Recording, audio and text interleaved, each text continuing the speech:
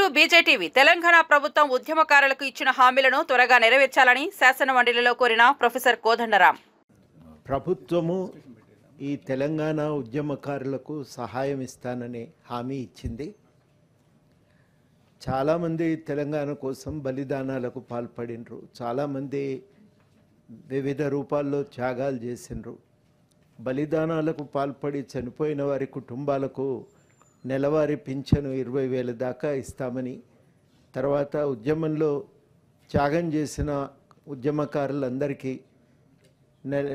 250 గజాల జాగా ఇస్తామని హామీ ఇచ్చారు. అది ఇప్పటి వరకు దానిపై అమలుకు చర్యలేవి తీసుకోలేదు. వెనువెంటనే ఈ హామీని అమలు చేయవలసిందిగా విజ్ఞప్తి చేస్తున్నాను. ఓకే.